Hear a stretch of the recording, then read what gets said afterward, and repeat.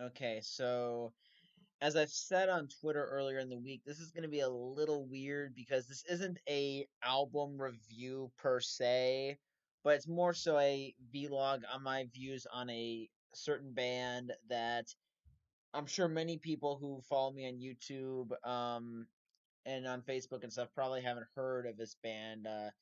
You may not know his name, but you probably know their songs. Probably Hearts on Fire from Rocky Four, which is John Cafferty and the Beaver Brown Band, which it's kind of an interesting story because it is kind of a story about how an underrated band deserved. Well, it is kind of the classic argument of this is underrated, this needs more attention, yada yada yada. So there's going to be a lot of stuff about that. That's kind of the point of this video, as you can see from the title. So to start off with, John Cafferty and the Beaver Brown Band. They started off in Narragansett, Rhode Island, and they would become a legendary bar band throughout the 70s and early 80s. They were first formed in 1972, and they had two self-released singles, "Wild Summer Nights" and "Tender Years," for radio airplay. And despite the fact that those singles were hits, selling 10,000 copies, none of the major studios would sign them on because, and this has probably been the kiss of death for their career, is that they sounded too much like Bruce Springsteen and the E Street Band. And considering the fact that this band also had a habit of playing in Asbury Park, New Jersey, which Bruce and Southside Johnny would make famous, yeah, I think you can see what the issue is here. But however, the band would get rewarded a few years after 1980 with scoring the soundtrack for Eddie and the Cruisers, the 1983 classic. And originally they were only supposed to do a couple songs for the soundtrack, but because they did such a good job at capturing the era of the 60s and the 80s, they ended up doing the entire soundtrack, and they would also serve as the music that would dub over the titular band in the film. And at first, the album credited as Eddie and the Cruisers, at first it didn't do so well, but then a year later, when the film was being played on HBO repeatedly, the music, especially on the dark side, would help this album, the Eddie and the Cruiser soundtrack, become a top 10 album. And the John Cafferty would follow this up with Tough All Over in 1985, which would that would be, it wasn't a huge hit, but it was at least at the very edge of a top 40, so that's saying something. However, the next two albums would progressively get worse in terms of success, and they would eventually fade into obscurity. Now, Roadhouse, I have heard maybe a few songs from, and I liked what I heard. Their final major album was Eddie and the Cruisers 2, Eddie Lives. And honestly, say what you want about that soundtrack, that was the only good thing in the movie that stayed consistently good throughout the entire thing.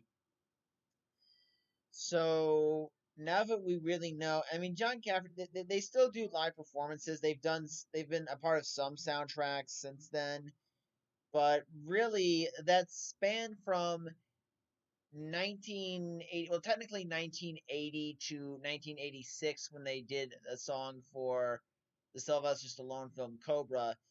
That was their prime, pretty much.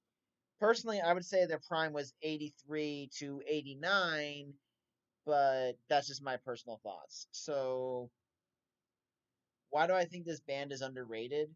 Well, I mean, honestly, the funny thing about it is that the one thing that many people criticized the band the most for was how similar it sounded to Bruce Springsteen, but I think that works out very well because the music is the same stylistically. The lead singer has very similar voice to Bruce Springsteen.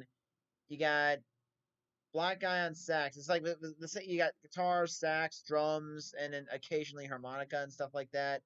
So stylistically, the music is very similar, but I think the reason why I'm more forgiving of it is that it feels like with Cafferty, I feel like it was more inspiration from Bruce as opposed to ripping off the sound because lack of originality.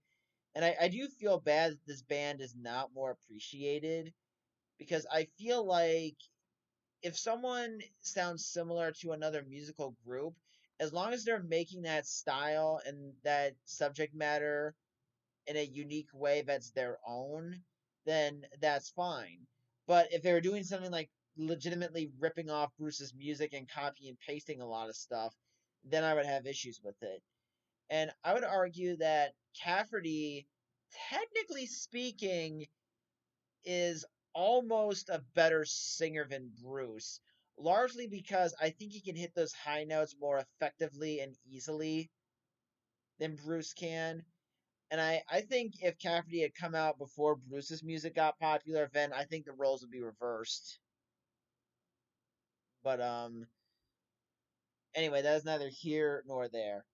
And I do feel like that the band, I mean, it's clearly got their inspiration from, the type of heartland Jersey Shore rock that Bruce would become famous for. And I do feel like that the performances are really good. And I also feel like the songwriting, the instrumental, there's really good chemistry of that band, and I feel like it doesn't get looked at enough. I mean, they had their time in the sun in the '80s, but it didn't really go anywhere. Um, I'm actually kind of surprised that the music for Eddie and the Cruisers 2 failed to make the top 100. It was 121 on the charts. So I was kind of surprised. I mean, I think the reason why, okay, Eddie and the Cruisers, take away the music, it's a pretty forgettable bad movie. And I do feel like the music was try. I don't see why that music didn't do so well. I can understand why it didn't do as well as the first album, but I don't see why it was. The first album was number 9. Eddie and the Cruisers 2 was down at 121. So yeah.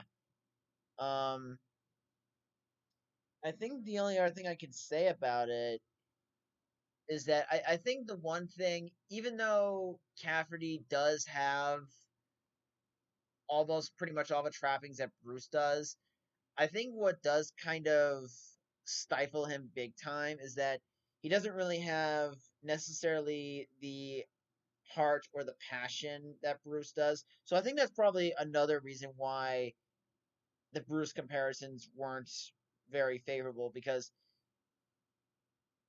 rip kind of sounds like a ripoff to some people, and there's not the same passion or soul to it, you know.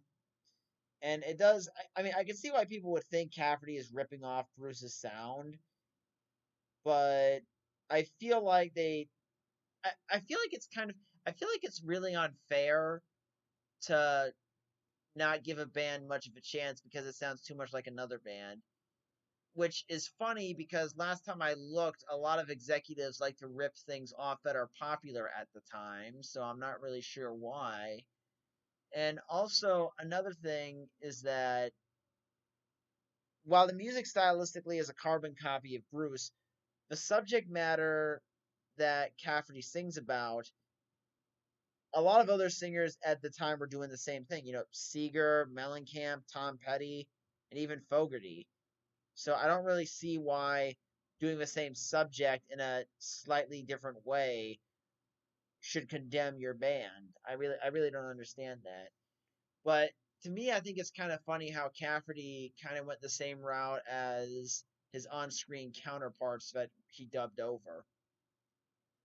Famous, on top of the world for a few years, a small period of time, only to fade into obscurity with very little memory or praise in the process.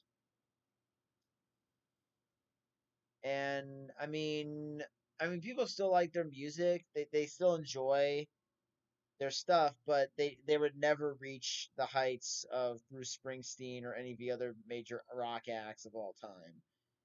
So there really wasn't a whole lot for me to say.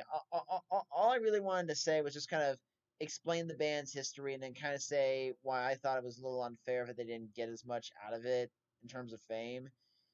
and they're still touring. I mean, Cafferty is only in his late 60s, so they're still around. Um, but then again, I kind of feel like once Bruce became famous, that style of music just became so synonymous with him that anytime someone else took that style and tried to do their own unique spin on it, it just kind of became rip off plagiarism to the average ear.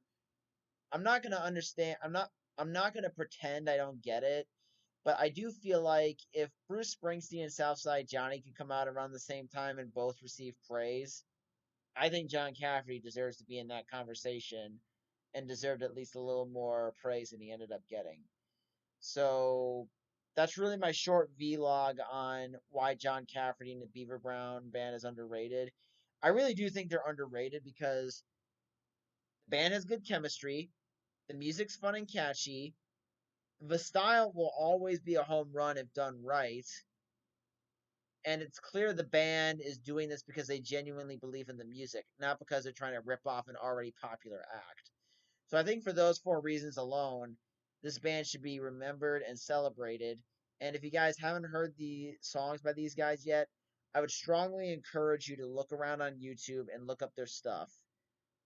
Aside from Hearts on Fire and basically their movie soundtrack stuff and their few solo albums, because I think it's definitely worth checking out. So that's all I gotta say this week. Next week, I'm not sure if I can get a review out next week. I'll see about that. But on Monday, I will post my stolen car cover from Bruce Springsteen, and all I can really say is I'll see you guys Monday. See ya.